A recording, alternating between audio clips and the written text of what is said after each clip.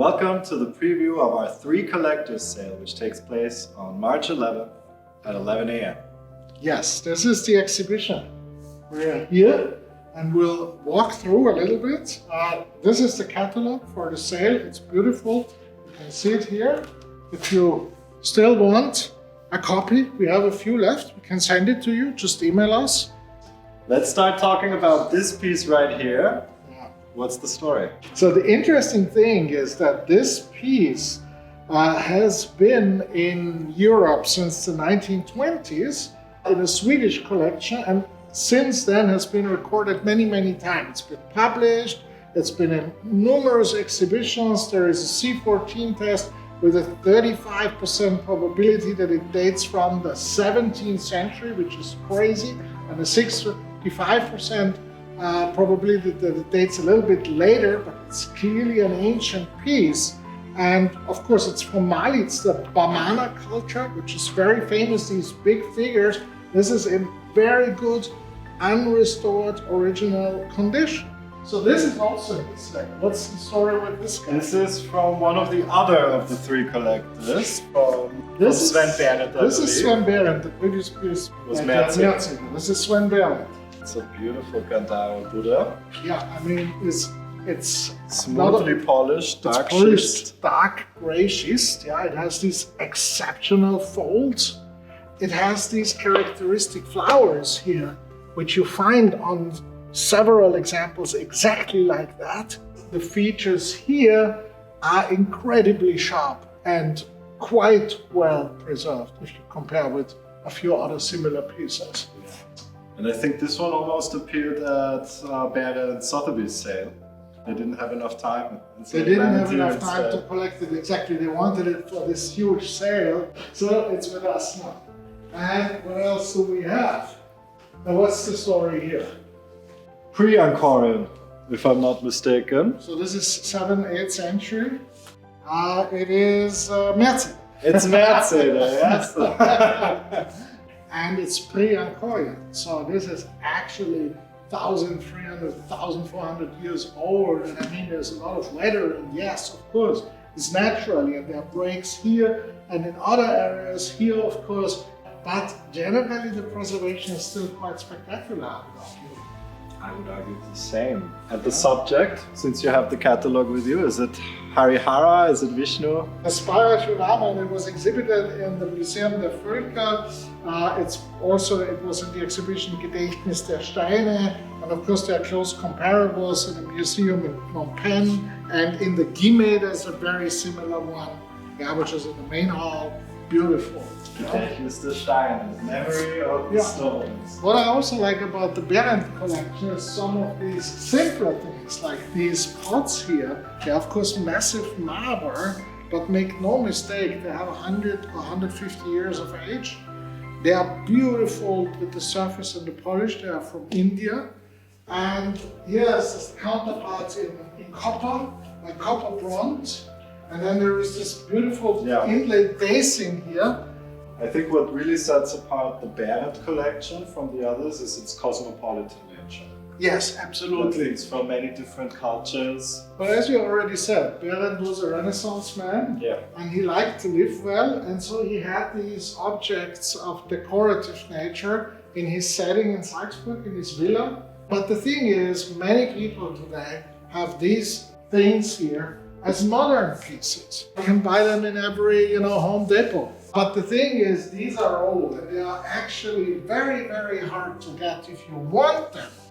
Over here is another from this group. We have these elephants. This is the table, and the glass of course is smaller, but it was intended like that. So you have these elephants, again from marble. And another piece I really like is this one here. What is this? This is Nafana culture. So this is Ivory Coast, Côte d'Ivoire, early 20th century. Compares very well. This is a hallmark from this culture, and I really like it. But there's a problem. What is the problem? I can tell you. The problem with it is that it's upside down. So there you go. That's the way it should be. Oh yeah, let's go and see the part of this one. One of these not quite miniature paintings in the middle. Yeah, I mean, what is the story for this one here? This must be northern India, 19th century. And if I had to guess, I would say it's from Benin collection. Yeah, it's Benin and it's 19th century. It's a pitchway, of course, decor style. But look at the fineness of the painting. And I mean, the condition. There's like the 20th century ones, and then there is the authentic 19th century ones. So this has at least 100 to 150 years of age, make no mistake. And the quality of it, and the preservation, and the colors, how crisp they are, and the gilt and everything, this is spectacular. And this here, I mean, we have a similar one in the next sale, but it's not exactly the same size. No, not quite the same size. So this is Picana, it's a cosmic man. Yeah? It's 18th century, and it's bigger than the one that's sold at Christie's. The one at Christie's is like this size and sold for 62,000 euros. And it's half the size. And this is the best quality I have ever seen. If you come close, you can see all these details here. Look at this Nandi here. Yeah? Look at this dog. At the tiger. Every animal. The tapir. They're all in absolute brilliant quality. And that's another, this guy here. This is really spectacular. With alabaster, the shine and the color is everything that matters. Yeah? If it's pure white, it's terrible, it's dead. And if it's dull, you know, you don't have the feeling. This is the nicest one I've ever seen. There's one in the British Museum, I think. And again, so the guessing game is, who is this? This must be Benin. There it is, right Benin. Not number 15, and the comparison is in the British Museum. And arguably, this one is much paler. I'm really straightforward here. This is much nicer than the one in the British Museum. Yeah. You'll have a hard time to find one of that size. It's beautiful. They took the idea of the Parinirvana and turned it into this reclining royal prince. Yeah, it's very graceful. Yeah. The reclining royal prince. And you see all the glass inlays here, they are old. Yeah, some of it is gone, of course. But this is old work. This is not the recent work. Yeah. This has a minimum of 150 years, probably a lot more. It's really spectacular piece. Yeah, let's do a few more. Oh, this is Buddhist disciple Fra Sankachai. It's really spectacular. It's extremely rare subject. Yeah, we have great picture material from it. It's Bayonne, so 12th to 13th century. Probably 13, extremely well preserved. And the facial contours, this is not restored. There's a lot of wear in this area and some losses here, but this part here is really good, and specifically the belly also. And then from Merz, of course, we have to look into that. The reason why we put this down here is because it's extremely heavy, and we can turn it around here.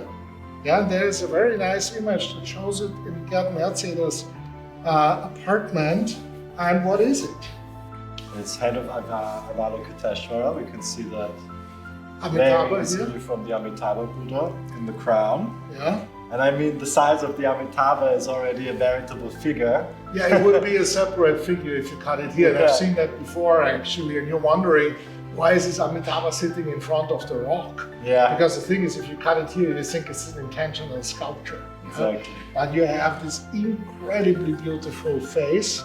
It was broken in several pieces and has been restored professionally, and it has a museum quality conservation, but it's very rare to find one with such a beautiful face.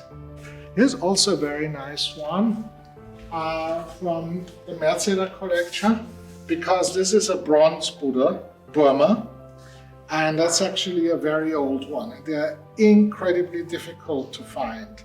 This is 17th to 18th century. It was once with color, they pre-authenticated it. If you look at the crust here, so you see all these things here, the patina, there's so many late ones on the market, but this is like a really early authentic one. Incredibly low price, 4,000 euros only. Maybe we talk about some of the Nigerian heads.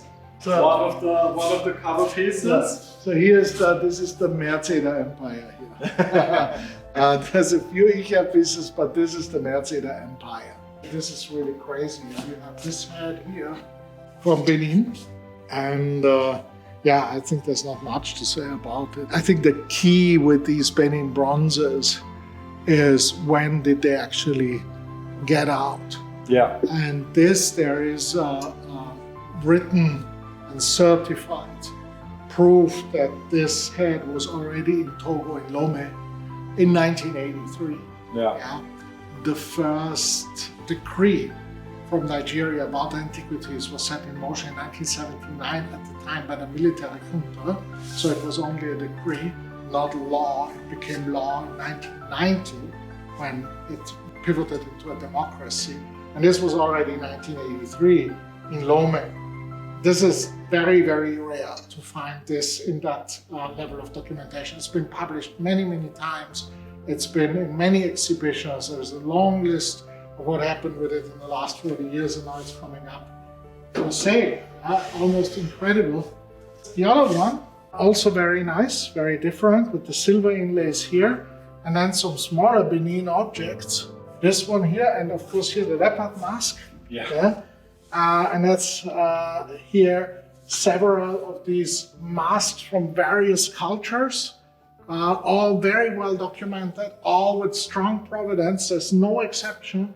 This includes also the knock pieces. There's quite a few really good knock pieces in the collection. They have TL tests, some of them. They have all strong provenance. Also this piece here from South America, the Egyptian piece over there. And then it goes on here. And there's this amazing Nandi down there. Yeah, and here but also the Mastiff over there. Yeah, this is the guardian dog from Han Dynasty. So this is China. Yeah. So this is actually one of my favorites. Yeah. Very nice terracotta head. And it does so well with the Sukhothai piece here and the Khmer head here, all three together. Three friends. Beautiful, yes, absolutely beautiful. What we hear is mostly here. So this is here. This is this is a cover piece. This is the third cover piece. This is the Isher collection from France.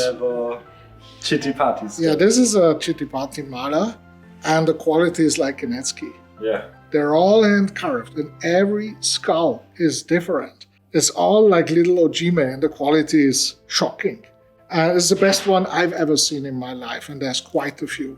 Yeah, this is absolutely spectacular. There's a second one, which is I think over there.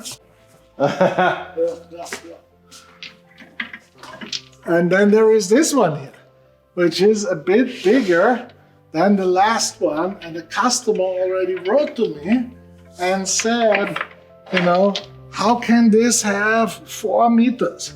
But you can think, this is 1 meter here. Yeah, it's 2 times 50 centimeters. Yeah, and look, when you go up here, it's super big.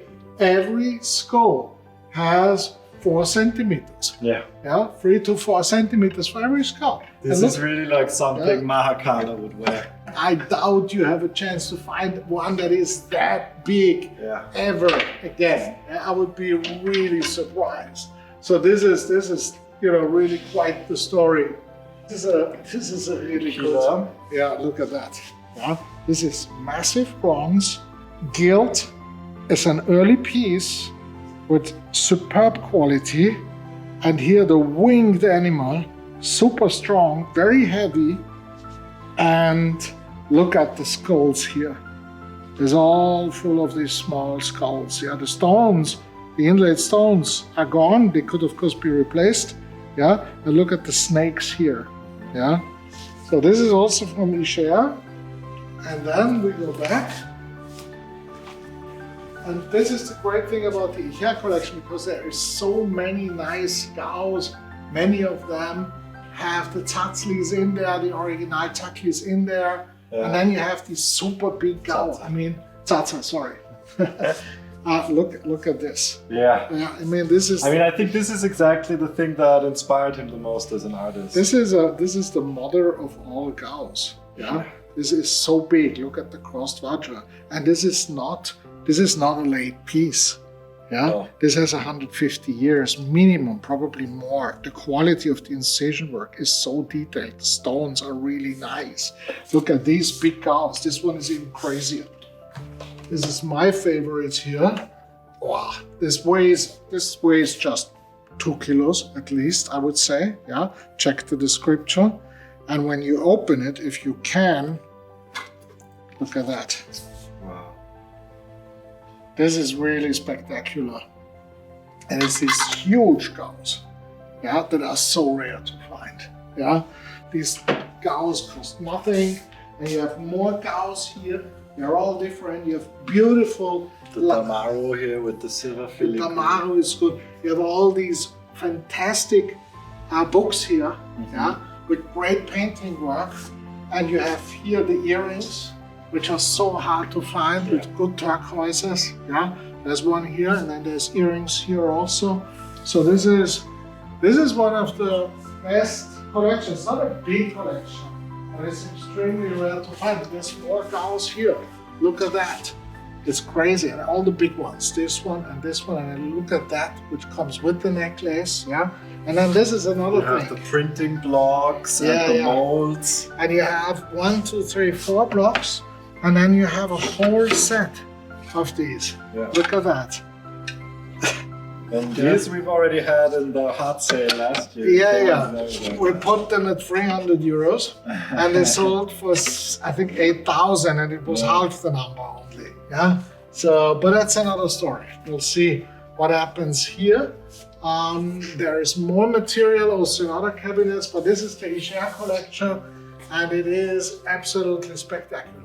So 3 collectors: Georg Merzinen, Sven Behrendt, and Philippe Isher. there you go. And that's it for today. Thanks for watching, and we hope to see you at the auction.